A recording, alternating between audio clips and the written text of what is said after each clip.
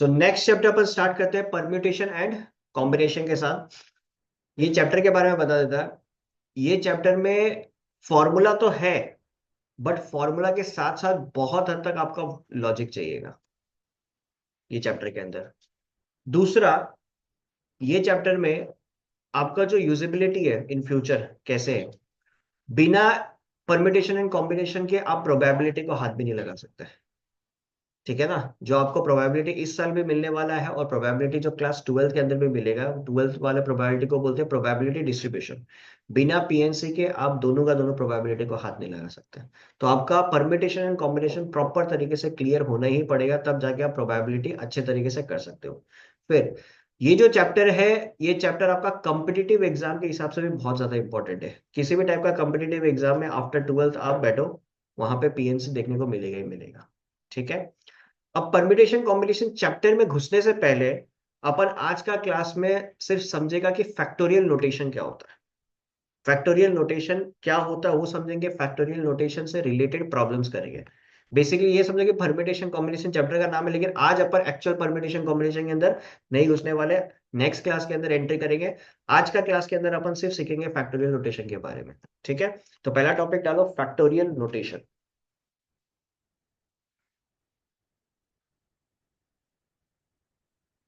Factorial notation.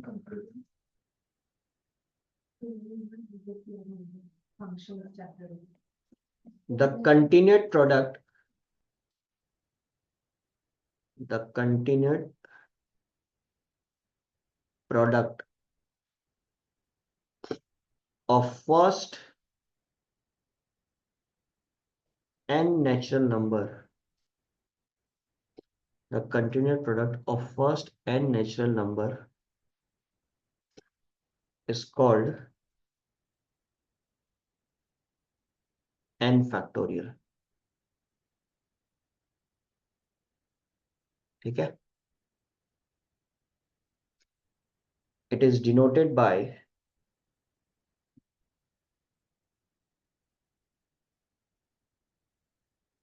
n factorial। आप ऐसे लिख सकते हो, एक्सक्लेमेटरी साइन देके, और आप ऐसे भी लिख सकते हो। ये दोनों चीजें फैक्टोरियल को डिनोट करते हैं। ठीक है। कुछ कुछ बुक्स एक्सक्लेमेटरी साइन जैसा सिंबल यूज करते हैं, कुछ बुक आपका एलसीएम जैसा साइन यूज करते हैं। ठीक है। आपका मर्जी है, आप कोई भी सिंबल यूज करो, कोई इशू नहीं है इसके अंदर। ठीक है। अब जैसे कि क्या बोल रहा है, the continued product of first and natural number. सबसे पहले ये बताओ, नेचुरल नंबर चालू कहां से होता है? वन से स्टार्ट होता है, 1 2 3 4 up to infinity it will go. ठीक है। तो एन फैक्टोरियल का जब मैं बात करूंगा, मैं लिखूंगा किस प्रकार, n factorial 1 into 2 into 3 into 4 up to ये जाते जाते जाते जाते लास्ट में कुछ एन तक ये एंड होगा। ठीक है। लास्ट में एन पे ये एंड हो जाएगा। ठीक है। डेफिनेशन वाइज ऐसे लिखा जाता है। ठीक है। बट जब आप फैक्टोरियल को यूज करते हो, जब आप फैक्टोरियल को यूज करते हो प्रॉब्लम्स में, तब हमेशा इसको रिवर्स वे में यूज किया जाता है। क्यों रिवर्स वे में यूज किया जाता है ये समझो। बिकॉज जब आप फ्रंट वे में यूज करोगे 1 2 3 4 अप टू एन तक जाएगा, एन के आपको आइडिया नहीं है। ठीक है ना। बट आप रिवर्स यूज करोगे ना, तो आपको पता है कि आपको खत्म कहाँ करना है, वन पे खत्म करना है। सोचो कि मैं 5 फैक्टोरियल बोल रहा हूँ, तो इसका मतलब क्या हो गया, 5 4 3 2 1, वन पे आपको एड करना है। 6 बोला, 6 5 4 3 2 1। इसलिए हमेशा जब भी फैक्टोरियल का यूज करते हैं क्वेश्चंस के अंदर, हमेशा हम लोग कैसे यूज करते हैं, रिवर्स वे में यूज करते हैं। ठीक है। बट डेफिनेशन वाइज इसी तरीके से लिखा जाएगा, continuous product of the first n natural number. ठीक है। अब यहाँ पे जानने वाला चीज क्या क्या है ये समझो। कम से कम आपको ये याद रखना पड़ेगा। जैसे 6 फैक्टोरियल, 6 फैक्टोरियल का value 6 into 5 into 4 into 3 into 2 into 1, कितना हो जाएगा ये, 720। हालांकि आप ऑब्वियस सा बातें निकाल सकते हो, बट इनका वैल्यूज आपको याद है तो बहुत सही रहेगा। ठीक है। नेक्स्ट 5 फैक्टोरियल, 5 फैक्टोरियल का value 5 into 4 into 3 into 2 into 1, कितना हो जाएगा, 120। 4 फैक्टोरियल, 4 3 2 1, कितना हो जाएगा, 24। 3 factorial, 3 into 2 into 1, 6, 2 factorial, 2 into 1 that is 2, 1 factorial, ये कितना होगा 1, 0 फैक्टोरियल, ये भी होगा आपका 1 के बराबर। क्लियर है? 0 फैक्टोरियल 1 के बराबर क्यों होगा, ये जब अपन कॉम्बिनेशन स्टार्ट करेंगे वहां से मैं आपको प्रूफ करके दिखा दूंगा कि 0 फैक्टोरियल 1 के बराबर क्यों होता है। और किसी को जल्दबाजी है कि भाई अभी जानना है तो मेरा इसके ऊपर शॉर्ट बनाया हुआ है, आप वहां से देख सकते हो। अरे वो ठीक है, उसका एक शॉर्ट बनाया हुआ था ना कि x⁻0 = 1। हाँ। वो हम शायद 2 बार ऐसे ही देखा था, वो एग्जाम में पूछ दिया। चलो बढ़िया, कोई दिक्कत नहीं। तो यहाँ तक क्लियर है? फैक्टोरियल नोटेशन समझ में आ रहा है क्या होता है क्या नहीं होता है, आपको किस तरीके से फैक्टोरियल्स को लिखना है? कोई दिक्कत इसके अंदर? नहीं नहीं, ऐसे तो पूछने में तो 10 फैक्टर, वो तो डिपेंड करता है क्वेश्चन के ऊपर। मैं याद वैसे नहीं करने बोल रहा कि ये अगर आपके दिमाग में रहे कि भाई 6 फैक्टोरियल क्या होता है, 7 एकदम दिमाग में फट से आना चाहिए आपके पास। ठीक है, बिकॉज इससे रिलेटेड क्वेश्चंस बार बार पूछा जाएगा। ठीक है, अब आपको अगर मैं एक ऐसा सिचुएशन दूं, ठीक है, कि सोचो आपको ऐसा सॉल्व करना है, 9 factorial divided bye 6 factorial into 3 factorial, ये सोचो आपको सॉल्व करना है। ठीक है, कैसे सॉल्व करोगे? यहाँ पे ध्यान क्या चीज के ऊपर देना है कि भाई सबसे बड़ा नंबर कौन है, 9। ठीक है, तो बेसिकली अपन 9 को तो ब्रेक करेंगे, लेकिन 9 को कहाँ तक ब्रेक करना है? 9 को ज्यादा ब्रेक करने का जरूरत है, 6 तक आप ब्रेक करो, बिकॉज नेक्स्ट बड़ा नंबर कौन सा है, 6 है। ठीक है, तो इसको किस तरीके से लिखेंगे, देखो 9, 8, 7 लिखा, नेक्स्ट नंबर कौन सा आता है, 6। क्लियर? जहां पे आप रुक रहे हो वहीं पे फैक्टोरियल लगा दो, जिस पॉइंट पे आप रुक रहे हो वहीं पे आप क्या लगा दो, फैक्टोरियल। क्लियर? डिवाइडेड बाय नीचे क्या है, 6 फैक्टोरियल, 3 फैक्टोरियल को तो पूरा ही ब्रेक कर दो, कोई दिक्कत नहीं, 3 into 2 into 1, तो ये खत्म हुआ। डायरेक्टली तो वैल्यू नहीं लिख सकता। 3 3 जा 9, 2 4 जा, तो 4 3 जा 12, 12 into 7 कितना हो गया, 84। हाँ, क्या बोला आपने? डायरेक्टली वैल्यू नहीं लिख सकता 3 का वैसे। हाँ लिख दो, कोई दिक्कत नहीं, कोई इशू नहीं है। क्लियर ये चीज? अब ऐसे तो आप लोग बोलोगे कि भैया यहाँ पे हम लोग 9 फैक्टोरियल था, 9 को ब्रेक क्यों नहीं किया, 9 पूरे तरीके से, 6 5 4 3 2 1, फिर नीचे 6 फैक्टोरियल है, 6 5 4 3 2 1, 3 फैक्टोरियल है, 3 2 1। अब एक चीज देखो, ये 6 5 4 3 2 1, 6 5 4 3 2 1 है तो एक ही चीज, तो इतना करना क्यों? जब मेरे को दिख रहा है नीचे 6 फैक्टोरियल है, तो ऊपर 6 फैक्टोरियल पे ले जाके छोड़ दो, वहीं पे खत्म, वो पूरी की पूरी तरीके से खत्म हो जाएगा। क्लियर? कोई दिक्कत इसके अंदर? ऑनलाइन वालों किसी को कोई इशू? बात समझ में आ रहा है सबको? अब एक्सरसाइज का कुछ क्वेश्चंस करते हैं अपन इससे, ठीक है? सो एक्सरसाइज 7.1 का पहला सवाल देखो, एकदम आसान दिया हुआ है।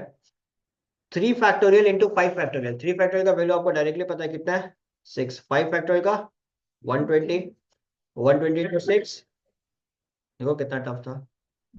Next, number 2, 88 factorial divided by 86 factorial, ये कितना होगा, 88 into 87 into 86 फैक्टोरियल पे ले जाके छोड़ दो, डिवाइडेड बाई, तो ये पूरा खत्म।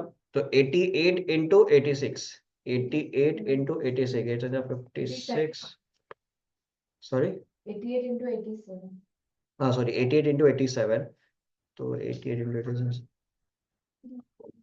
7656। क्लियर? कोई दिक्कत यहाँ तक?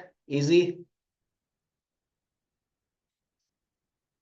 अगला सवाल, 12 factorial divided bye 10 factorial into 2 factorial, तो ये कितना होगा, 12 into 11 into 10 factorial divided bye 10 factorial, 2 factorial का वैल्यू 2, ये खत्म, ये 6 टाइम्स 11 into 6, 66।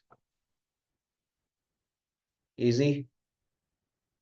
नंबर 4, नंबर 4 पे क्या दिया हुआ है, 9 factorial minus 8 factorial divided bye 7 factorial. तो यहाँ पे क्या करोगे, देखो 9 फैक्टोरियल माइनस 8 फैक्टोरियल है, तो इसको ऐसे 9 को ऐसे ब्रेक कर सकते हो, 9 इंटू 8 फैक्टोरियल माइनस 8 फैक्टोरियल लिख सकते हैं, कोई दिक्कत, डिवाइडेड बाय 7 फैक्टोरियल। ठीक है, तो 8 फैक्टोरियल को आप कॉमन ले लो, तो बचा क्या आपके पास, 9 - 1।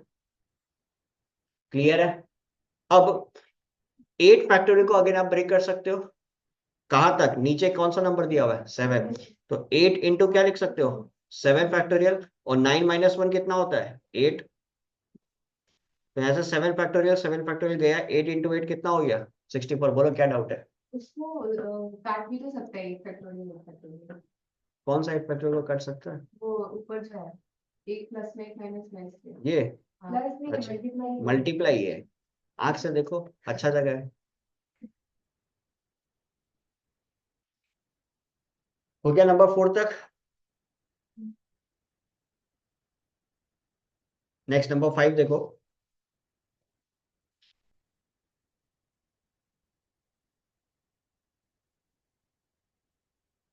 नंबर 5 पे क्या है, n+2 factorial divided bye n+1 factorial. अब एक चीज देखो, n+2 और n+1 में बड़ा कौन है, n+2।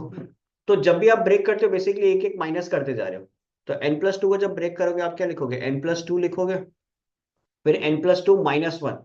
तो n+2 - 1 कितना होता है, n+1, नीचे n+1 है, तो बस फैक्टोरियल लगा दो,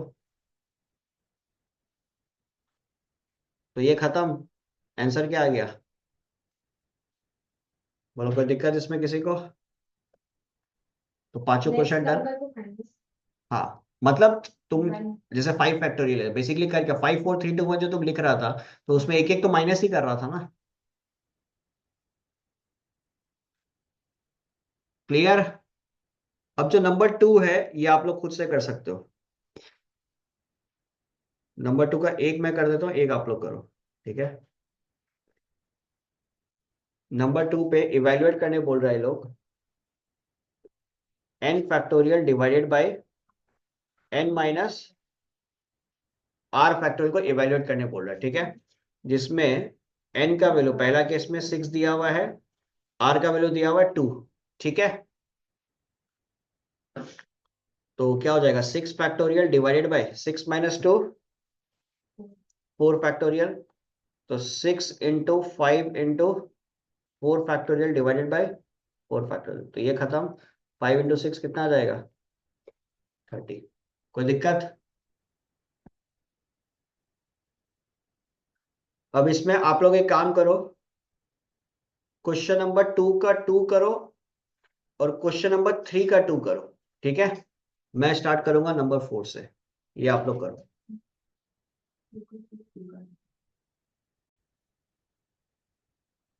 तो क्वेश्चन नंबर 4 देखो, क्वेश्चन नंबर 4 पे आपको दिया हुआ है कन्वर्ट इनटू फैक्टोरियल्स, मल्टीप्लिकेशन पे दिया हुआ है, इसको फैक्टोरियल्स में इसको कन्वर्ट करना है, ठीक है।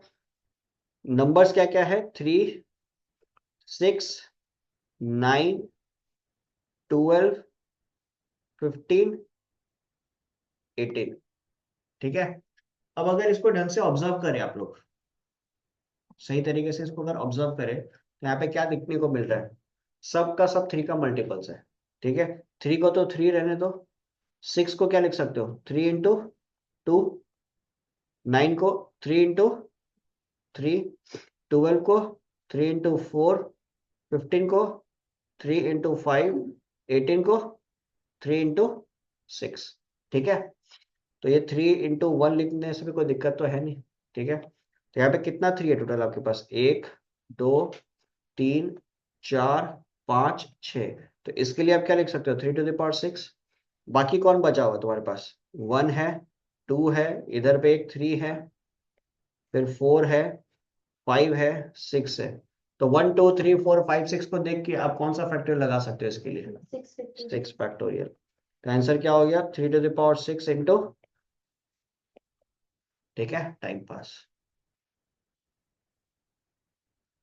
नेक्स्ट 6 7 8 9 10, ये तो बन ही गया, बना के दे दिया।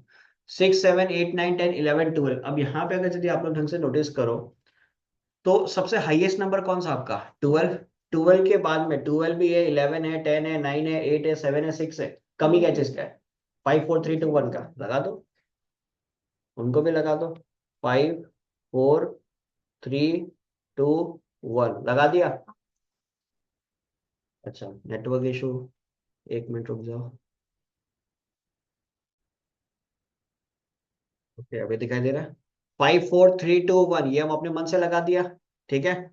साथ में इनके पास क्या था? 6 7 8 9 10 11 12। अब एक बात बताओ, हम अपने मन से 5 4 3 2 1 लगाया है, मल्टीप्लाई किया है, तो हमको उतना ही क्वांटिटी से नीचे डिवाइड भी तो करना पड़ेगा। कुछ अगर यदि मल्टीप्लाई किया तो उतना ही क्वांटिटी से हमको डिवाइड भी करना पड़ेगा। अब एक चीज देखो, ये पूरा का पूरा सिनेरियो को अगर आप देखते हो कौन सा फैक्टोरियल बन रही है? 12 फैक्टोरियल, और नीचे कौन सा फैक्टोरियल बन जाएगा? खत्म। Clear?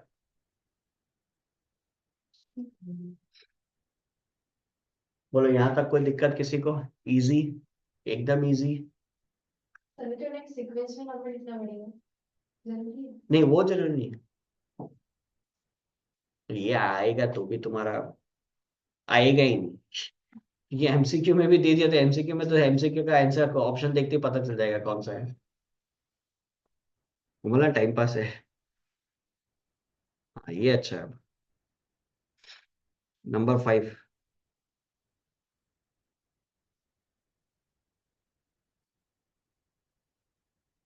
Find the value of n if it is given n plus 1 factorial is equal to 20 n minus 1 factorial। ठीक है।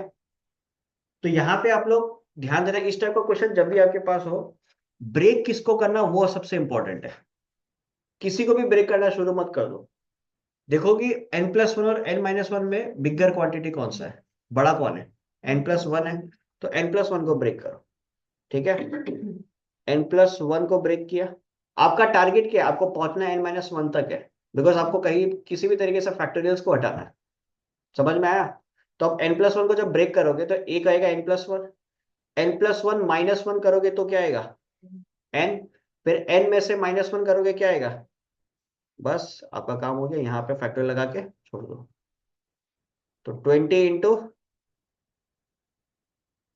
बोलो ये बात समझ में आ रहा है हाँ या ना? कोई दिक्कत इसमें? क्लियर? अब n-1 फैक्टोरियल खत्म करो। बचा क्या आपके पास? n into n plus one equal to 20। अब इन जनरल आप इस पे क्या दिमाग लगाओगे कि भाई n स्क्वायर प्लस n करके मिडिल टर्म स्प्लिट करे क्वाड्रेटिक फॉर्म बन गया। बट मैं आपको कहता हूँ ऐसा मत करो। जब भी आपके पास इसके अंदर परम्यूटेशन कॉम्बिनेशन में इस टाइप का सिचुएशन क्रिएट हो, कभी ऐसा मत करो, ब्रेक मत करो। आपको ध्यान देना है कि भाई आपके पास जो टर्म बना है ना वो क्या है? कंजिक्यूटिव टर्म है। n plus one is nothing but consecutive term होंगे। ठीक है ना? तो आपके पास इक्वल में भी जो 20 ये भी, इसका भी आपको दो मल्टीपल्स ढूंढना है जो आपका कंजिक्यूटिव हो। क्लियर ये चीज? एकदम आसान तरीके से हो जाएगा।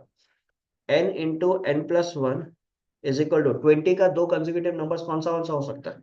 4 एंड 5। क्लियर ये चीज?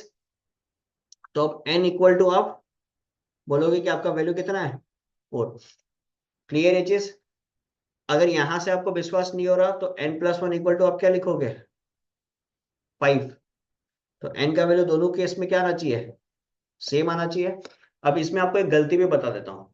चलो कंपैरिजन तो हम लोग कर लेते हैं। n into n plus one हम लोग लिखते हैं, ठीक है ना? n into n plus one लिखा। कोई कोई जल्दबाजी में क्या करेगा, 4 इंटू 5 की जगह 5 इंटू 4 लिख देगा। ठीक है, उसमें कोई दिक्कत नहीं है, दिक्कत इसके अंदर कुछ नहीं है। बट एट दी एंड आपको वैल्यू किसका निकालना है? एन का ही तो वैल्यू निकालना है ना। तो एन का वैल्यू जल्दबाजी में बता रहा हूँ, ठीक है ना, जल्दबाजी में वो एन का वैल्यू 5 लिख के आ जाएगा। आया बात समझ में? अगर एन का वैल्यू 5 है और n plus one equal to 4 लेते हो तो यहाँ पे तो n का वैल्यू चेंज हो गया ना, ये तो 2 बन गया, इसका मतलब आपने गलत किया है। तो आपको क्या करना, उल्टा। कंपैरिजन जब आप करते हो तो थ्रू आउट n का वैल्यू सेम आना चाहिए।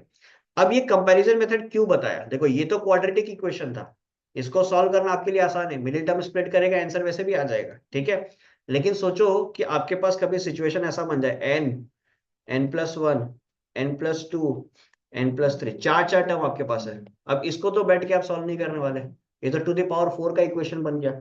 तो वहां पे सबसे ज्यादा काम आएगा कंपैरिजन मेथड, तो वहां पे आपको चार मल्टीपल्स ढूंढने पड़ेंगे, ठीक है।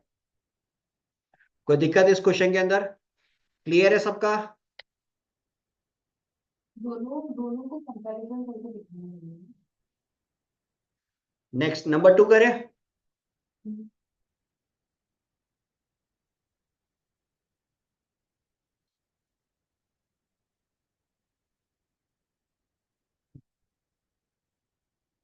नंबर 2 पे आपको दिया हुआ है 1/5 factorial plus 1/6 factorial equal to n/6 factorial, ठीक है। अब अगेन यहाँ पे आपको कौन सा वैल्यू फाइंड आउट करना है, n का वैल्यू फाइंड आउट करना है, ठीक है। ये जो लेफ्ट हैंड साइड पे आपको सिनेरियो दिया हुआ है, 5 भी है 6 भी है, तो 5 और 6 में बड़ा कौन है, 6 बड़ा है, ठीक है। तो आप ब्रेक भी 6 को ही करोगे, तो 1/5 फैक्टोरियल जैसा है वैसा रहने दो। +6 फैक्टोरियल को जब आप ब्रेक करोगे क्या आएगा, 6 × 5 factorial equal to n/6 factorial, ठीक है। तो 1/5 फैक्टोरियल आपने लिया कॉमन, क्लियर। आपके पास बचा क्या, 1+1/6, बोलो ये बात समझ में आ रहा है, क्लियर। n/6 factorial. अब 1+1/6 को अगर आप कैलकुलेट करते हो क्या बनेगा, ये बन जाएगा 7/6। और n/6 फैक्टोरियल इसको अगेन ब्रेक कर सकते हैं, 6 फैक्टोरियल के लिए क्या लिख सकते हो, 6 × 5 फैक्टोरियल। तो ये 5 फैक्टोरियल समाप्त हुआ, 6 और 6 समाप्त हुआ, तो n का वैल्यू कितना आ गया आपके पास, कहाँ वैल्यू डाला, कहाँ से डाला, ओ अच्छा वैसे क्या, हाँ ठीक है। कोई दिक्कत इसके अंदर, क्लियर है। सेम टाइप का क्वेश्चन अगेन आपके पास नंबर 3 है, ये आप लोग ट्राई करो, नंबर 3 आप लोग ट्राई करो।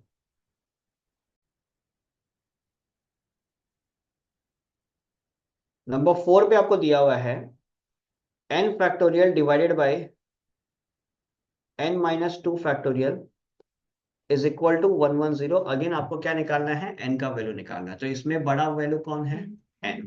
तो n को आप ब्रेक करोगे तो n × n-1 n-2 फैक्टोरियल लगा दोगे, ठीक है, divided by n-2 factorial equal to 110।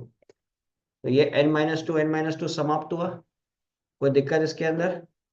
अब आपके पास क्या आ रहा है, n है n-1 है, दोनों कंसेक्यूटिव नंबर्स है, क्लियर। अब 110 का दो कंसेक्यूटिव मल्टीपल्स क्या होगा, 11 और 10, या 10 और 11, तो n का वैल्यू कितना हो गया, 11। अब n-1 इक्वल टू 10 के साथ कंपेयर करोगे तो भी n का वैल्यू कितना आएगा। कोई दिक्कत इसमें किसी को, चेक कर लो, क्लियर है सबका। अब मैं चाहता हूं कि 5 मिनट आप लोग क्वेश्चन नंबर 5 का 5 ट्राई करें, फिर तो मैं हूं, लेकिन ट्राई करो एक बार। तो रेशियो पहले ही लेना होगा। देखो क्वेश्चन नंबर 5 पे आपको दिया हुआ है n divided by 2 × n-2 is to n divided by 4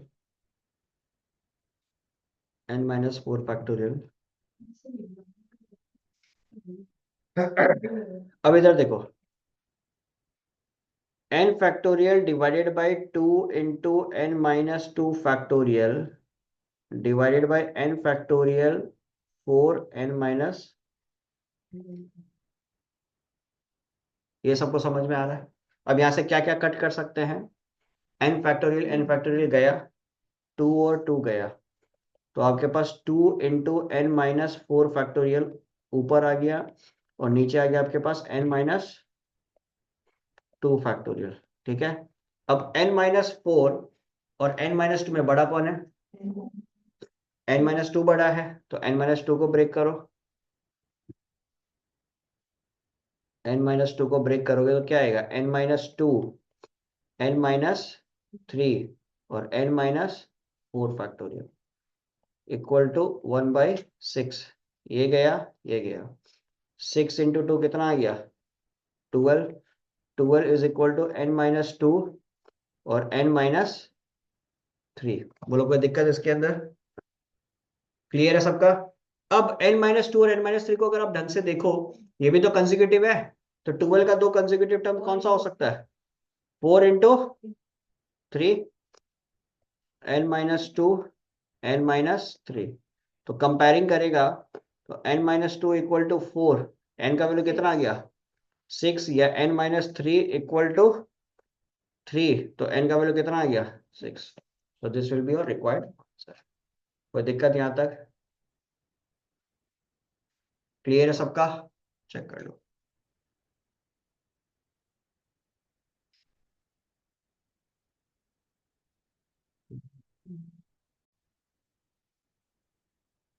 six number देखो, n+2 into n factorial is equal to n factorial plus n+1 factorial अपने को प्रूफ करना है। ठीक है, तो आरएचएस वाला पार्ट को पहले कंसिडर कर लो, बिकॉज आरएचएस में टर्म ज्यादा दिख रहा है।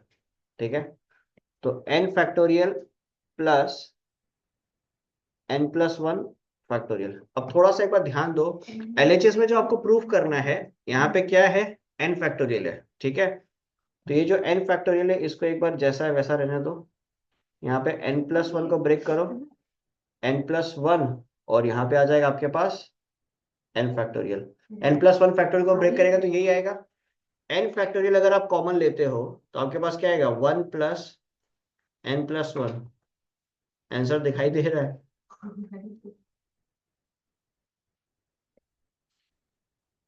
हो गया प्रूफ। अब इससे आसान तो और क्या देगा? मतलब कोई दिक्कत किसी को? हाँ या ना? क्लियर है सबका? चलो बढ़िया। एक खाली टास्क आप लोग को दे रहा है, कोशिश करके देखना। ठीक है, वो है क्वेश्चन नंबर 7। अपना दिमाग लगाओ, कोशिश करके देखो। नहीं होगा तो फिर हम है ही नेक्स्ट क्लास के अंदर। ठीक है, ये ट्राई करके देखो क्वेश्चन नंबर 7। नेक्स्ट क्लास में we start with question number 7। जिसका नहीं हुआ वो करेंगे, फिर उसके बाद में अपन स्टार्ट करेंगे फंडामेंटल प्रिंसिपल ऑफ काउंटिंग के साथ, जो एक्सरसाइज 7.2। ठीक है। उसी टाइम में क्लास